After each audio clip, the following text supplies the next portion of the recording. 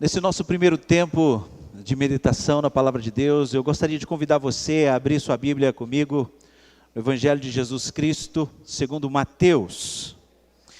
Eu havia até preparado uma outra passagem para a gente meditar, havia até comentado com o pastor Roberto, mas ontem à noite, lendo, meditando na Palavra, Deus me colocou esse texto no coração. Eu gostaria de compartilhar com os irmãos, Mateus capítulo 6, dos versículos 24 a 34. E nós não vamos fazer a leitura toda de uma só vez, nós vamos aos poucos, versículo por versículo, de forma breve, objetiva, rápida, com aplicação prática ao seu coração nessa noite. Antes de nós meditarmos na palavra de Deus, vamos orar mais uma vez. Pai querido, meu desejo é que, se há algum irmão ou irmã, amigo aqui presente, que não desfruta, ó Pai, da Tua paz no coração, que nesse ano de 2019 andou ansioso, preocupado, por vezes aflito, desesperado. Meu desejo, ó Pai, é que a Tua palavra nessa noite alcance esse coração. E que possa, ó Pai, trazer direção, orientação para esse ano de 2020, que daqui a poucas horas nós estaremos vivendo para a Tua honra e Tua glória. Fala aos nossos corações, no nome santo de Jesus. Amém.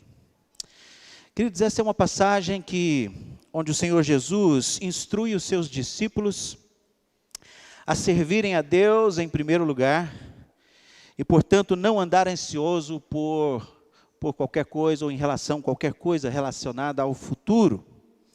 Nós estamos aí na fronteira de um novo ano, prestes a encarar 2020. E não são poucas pessoas, queridos, que nessa época do ano, apesar de ser uma época festiva, não são poucos que olham para o futuro com uma profunda ansiedade. Profunda ansiedade. E o objetivo nessa noite é trazer uma palavra de conforto, orientação, direção para a sua vida nesse ano de 2020, cujo tema é Vivendo 2020 sem ansiedade. Sem ansiedade. E eu recebo toda semana vários artigos da BCC, que é uma coalizão de aconselhamento bíblico. E segundo as estatísticas recentes, nessa época de final do ano, é onde aumentam o número de pessoas ansiosas, o número de pessoas depressivas, o número de pessoas que se suicidam, brigas em casa, envolvimento com álcool, com drogas.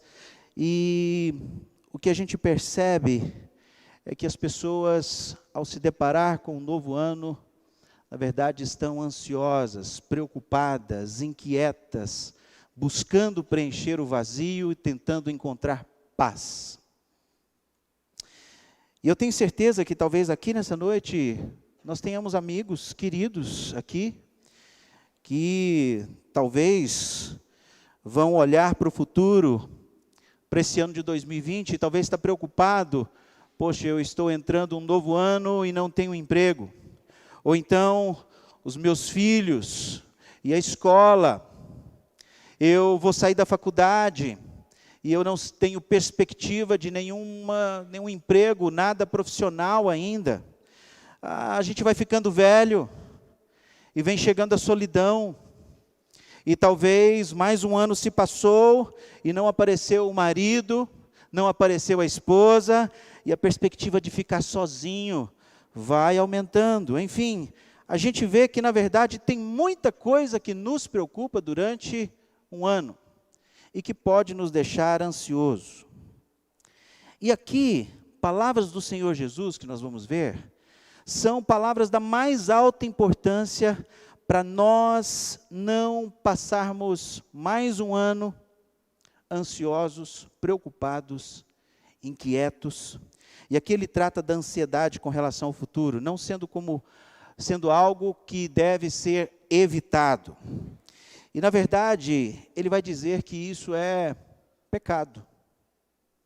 Você viver ansioso, pecado.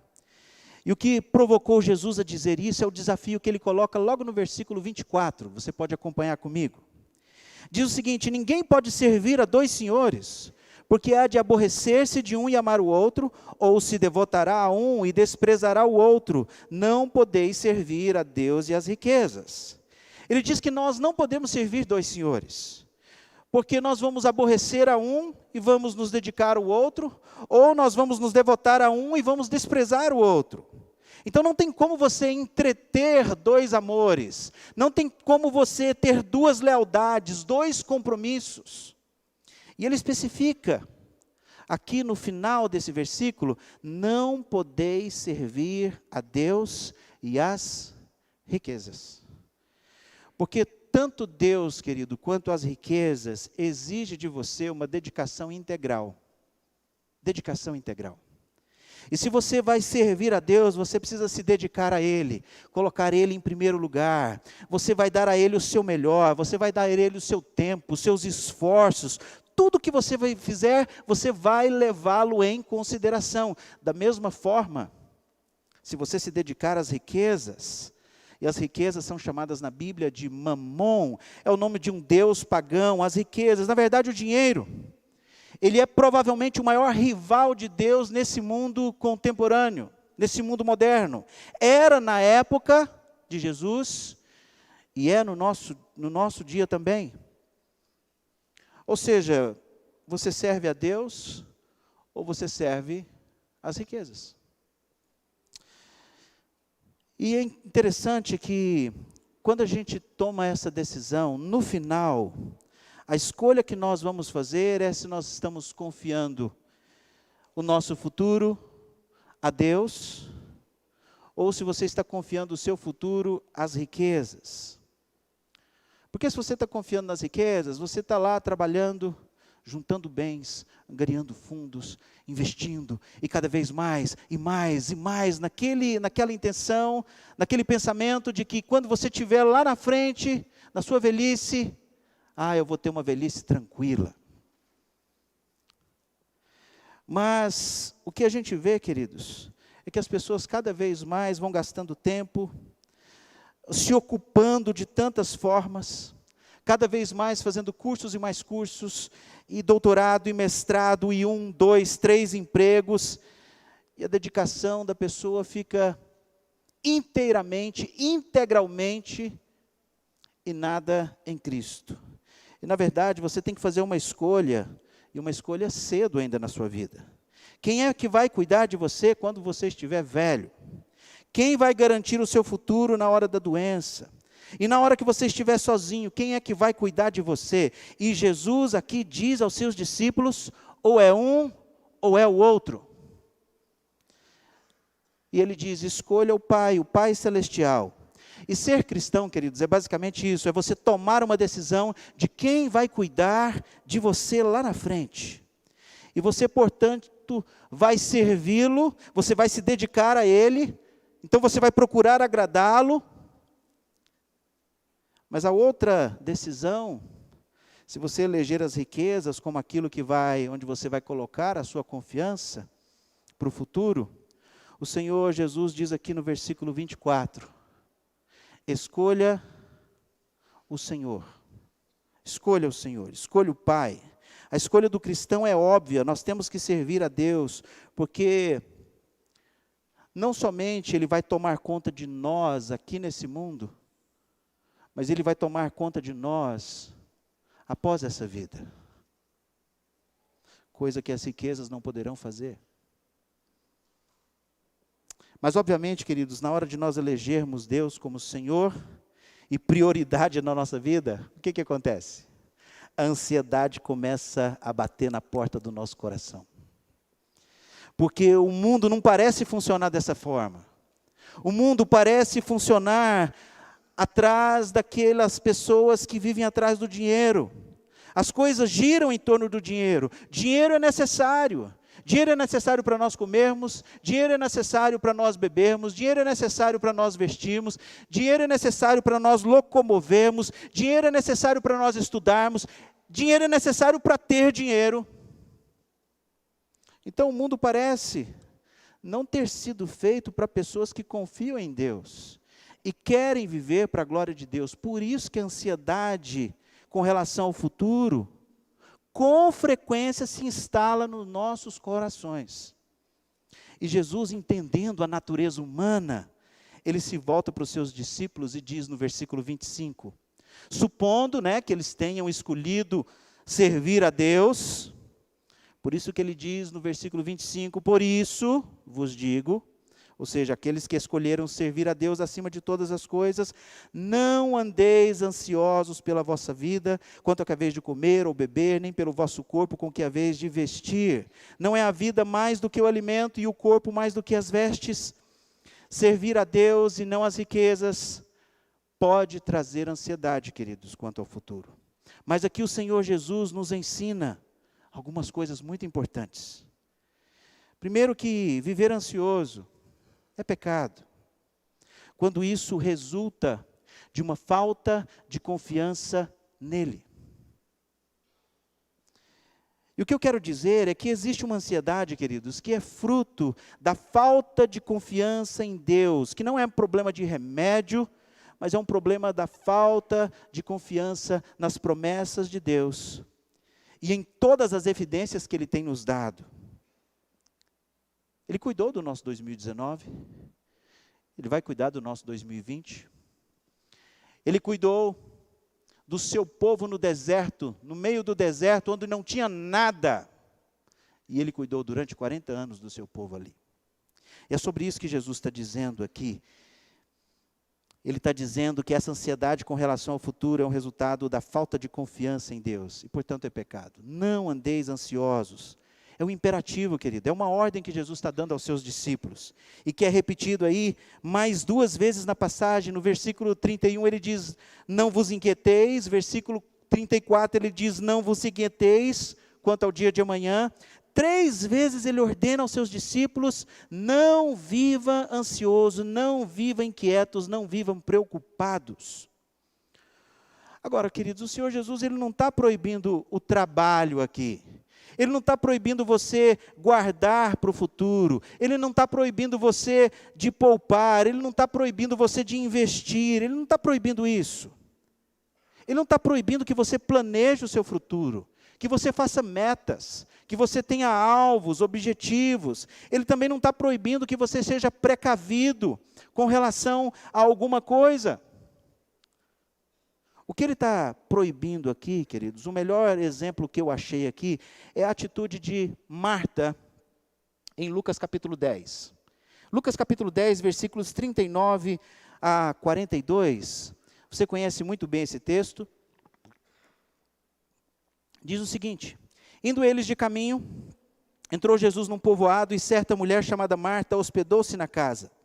Tinha ela uma irmã chamada Maria, e esta quedava-se assentada aos pés do Senhor ao ouvir os seus ensinamentos. Marta agitava-se de um lado para o outro, ocupada em muitos serviços. Então se aproximou de Jesus e disse, Senhor, não te importas que a minha irmã tenha deixado que eu fique a servir sozinha? Ordena-lhe, pois, que venha me ajudar.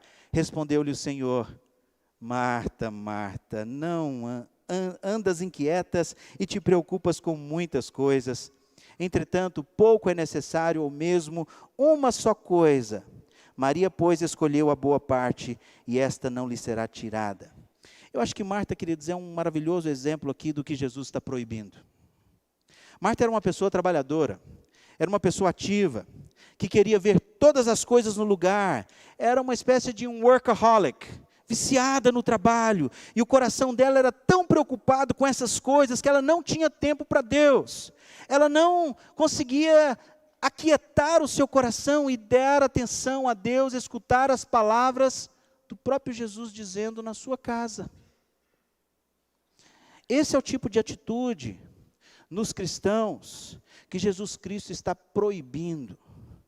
Ele não está condenando Marta, porque Marta estava trabalhando e tomando conta das coisas, não, mas porque Marta fazia isso, fazia disso tudo, das suas preocupações, das suas inquietações, a sua prioridade, a ponto de não ter tempo para Deus. Estava ansiosa, preocupada.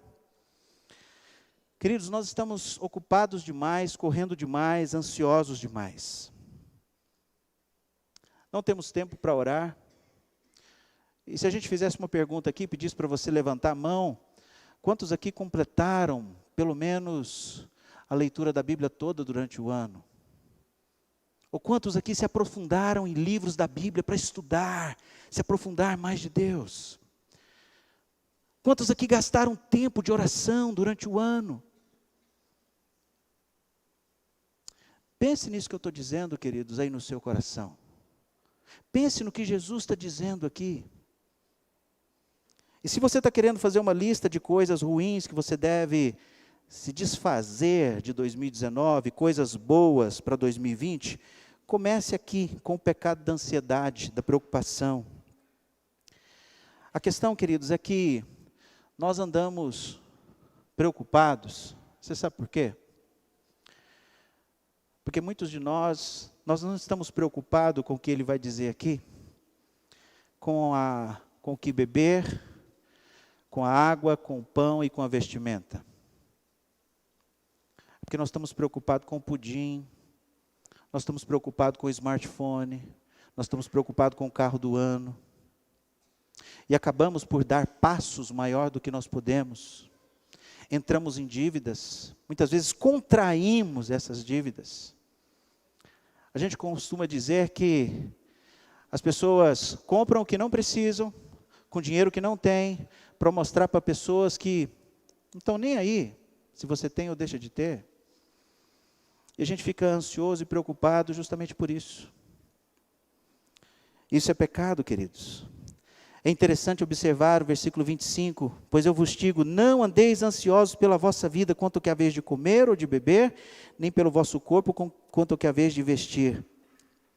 Não é a vida mais do que o alimento e o corpo mais do que as vestes?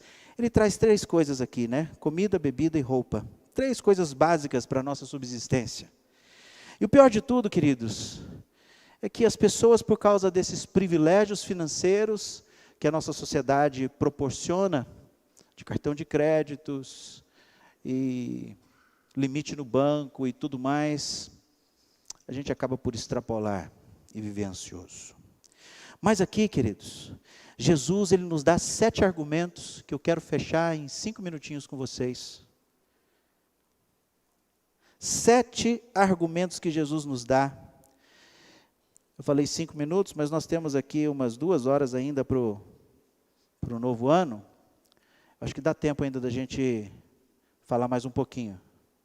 Não fique ansioso. 7 argumentos que Jesus usa aqui.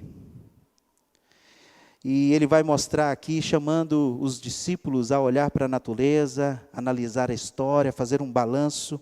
Isso faz todo sentido para nós. O primeiro argumento que Jesus usa aqui, está aí no verso 25. É um argumento que a gente pode chamar do macro para o micro, do grande para o menor, do maior para o menor. Ele diz, não é a vida mais do que o alimento e o corpo mais do que as vestes.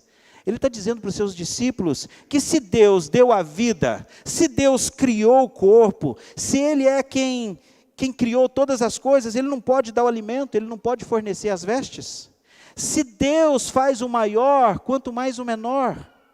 Quem pode mais, pode menos. Se a vida é mais do que o alimento, e Deus é o autor da vida, será que aquele que é o autor da vida, Ele não pode dar sustento necessário para ela? Pense nisso. Pense nisso.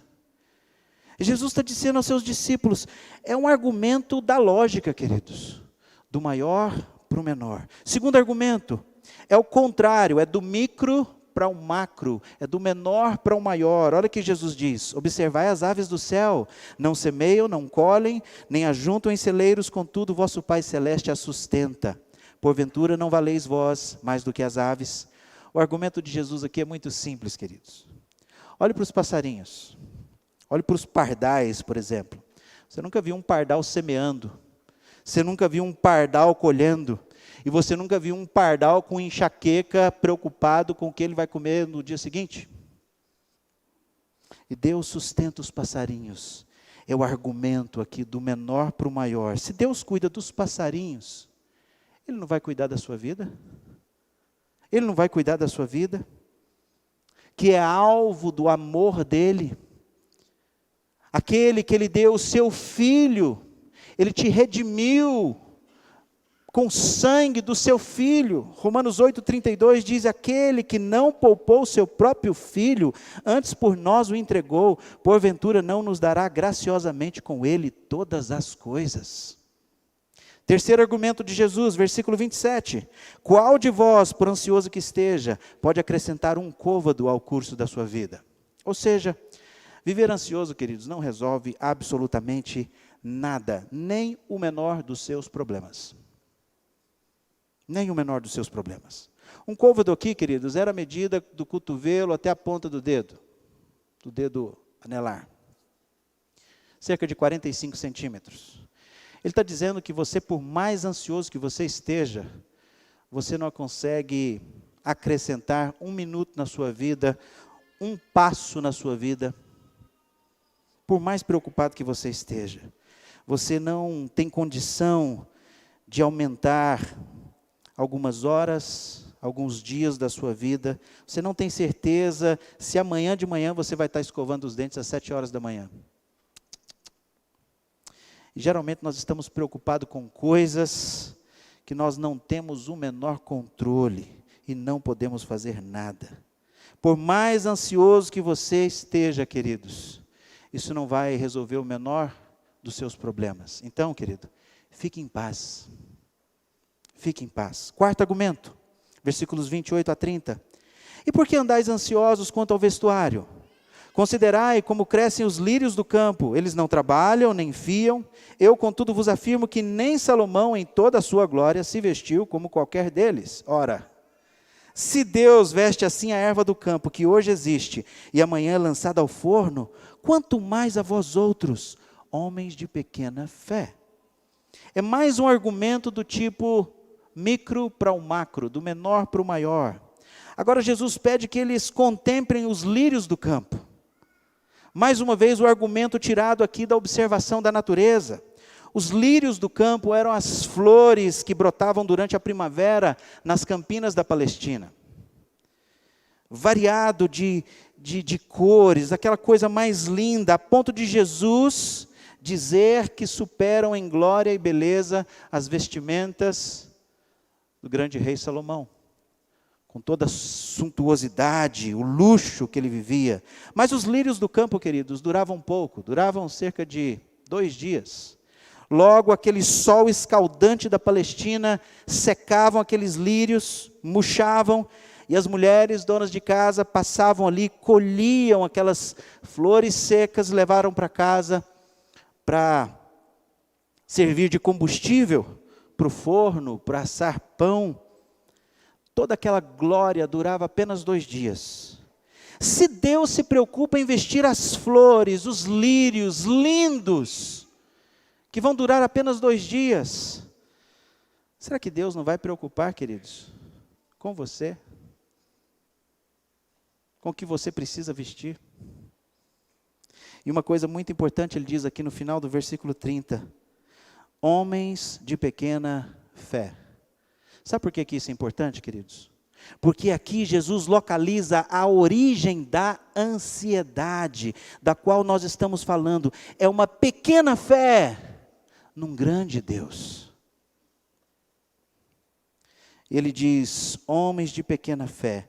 A fé aqui não é uma fé salvífica, mas a fé que Jesus se refere aqui é a confiança diária que o salvo, remido, o cristão deve exercer em Deus com relação ao seu sustento.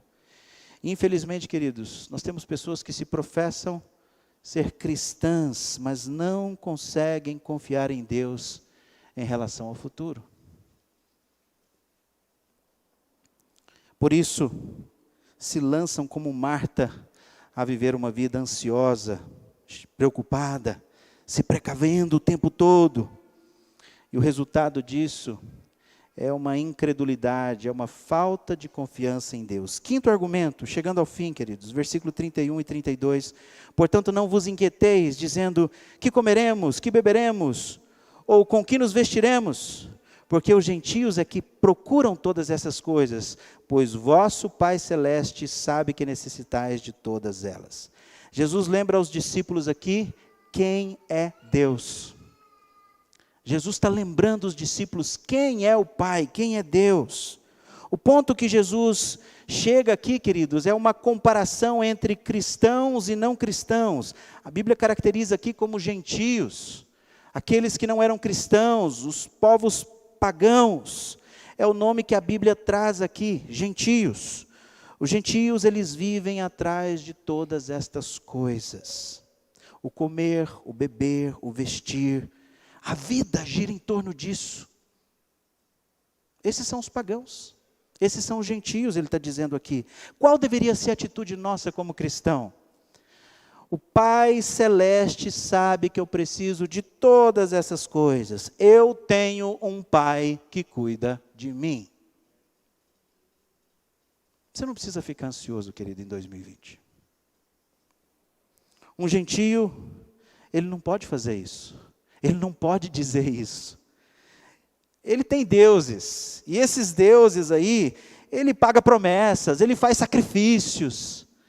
Mas um cristão tem um Pai celestial. Os pagãos têm deuses. O cristão tem um Pai que cuida dele, sabe do que ele precisa. Como os nossos filhos pequenos.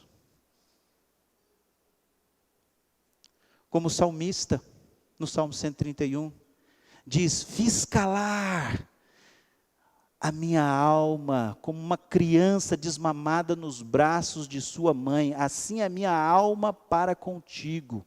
Já imaginou isso? Uma criança depois que mamou, está mamada, ela descansa. As crianças, os nossos filhos não ficam ansiosos, porque eles descansam, papai está cuidando de mim. Mamãe está cuidando de mim. Sexto argumento, queridos, Cristo nos faz uma promessa. Versículo 33, buscai, pois, em primeiro lugar o seu reino e a sua justiça, e todas as coisas vos serão acrescentadas. Busque então.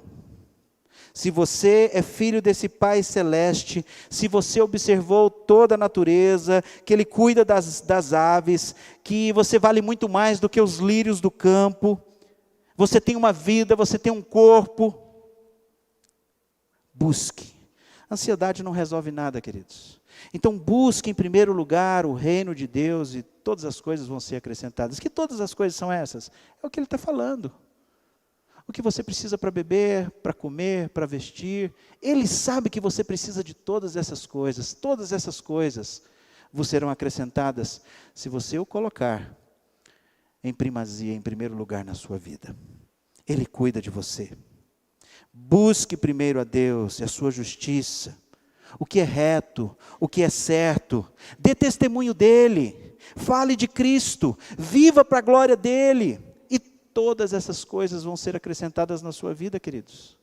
Descanse em Deus, o Deus da providência que guia toda a história, vai fazer com que não falte absolutamente nada, se você der lugar, primeiro lugar, a Ele na sua vida. Em último lugar, o último argumento que Jesus usa aqui, e que também é paradidático aqui, de como nós podemos viver 2020 sem ansiedade. Ele diz, versículo 34, portanto, não vos inquieteis com o dia de amanhã, pois o amanhã trará os seus cuidados, basta ao dia o seu próprio mal. Jesus conclui aqui, não se inquiete com o dia de amanhã. Não viva inquieto, não viva ansioso, não viva preocupado. A própria palavra já diz, né? Pré-ocupado. Você já está ocupado com uma coisa antes que ela venha a acontecer. Você já se ocupa de algo que nem aconteceu ainda. Ou seja, viva um dia de cada vez. Quando Jesus nos ensinou a oração do Pai Nosso, Jesus não disse, nos dá o pão de amanhã nos dê hoje. Não. É o pão de cada dia nos dá hoje. Ou seja, cada dia, hoje é dia, Ele vai dar o pão hoje. Deus não vai deixar de cuidar de você. Ele não vai deixar de cuidar de você. Então viva um dia de cada vez na presença do nosso Deus. Ele vai lhe dar a graça para você viver hoje. Basta cada dia o seu mal, ele diz. Você já tem mal suficiente, queridos, nessas 24 horas. Para que colocar 48 horas nas suas costas? Quem suporta isso? Muitos de vocês estão carregando 365 dias nas costas. Quem suporta isso? Um dia de cada vez. Vocês estão vivendo com angústia de um ano novo? Pare com isso. É por isso, queridos, que nós temos muitas pessoas curvadas, doentes, paralisadas, desanimadas. Isso afeta casamento, isso afeta relacionamento, isso afeta tudo. Viva um dia de cada vez. Amém? E talvez, queridos, eu queria concluir com o nosso tempo de oração. E eu queria que nós fizéssemos agora um tempo de confissão. Um momento de nós nos colocarmos diante de Deus, pedindo perdão pela falta de confiança que nós tivemos durante esse ano. Pelas preocupações, pelas ansiedades, pelos desesperos, pela incredulidade. Às vezes que nós ficamos por demais ansiosos e você olha para trás e você vê que não resolveu nada e no fim acabou dando certo. Ou você ficou tão ansioso, achou que era tão ruim e depois você viu que não era nada daquilo que você pensava. Talvez você até brigou com Deus, falou, por que isso só acontece comigo? Talvez seja um momento, queridos, agora de nós termos um tempo de confissão, da gente pedir perdão a Deus pela falta de confiança nele, pela nossa incredulidade, pela nossa falta de fé.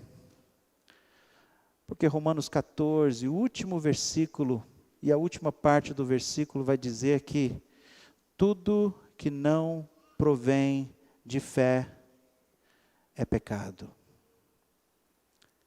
Que nós possamos, queridos, colocar essa palavra de Jesus no nosso coração para 2020 e vivermos sem ansiedade. Amém?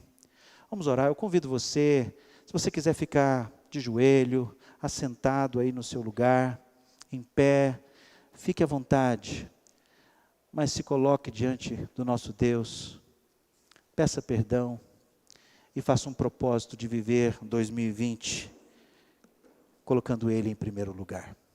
Depois eu vou orar.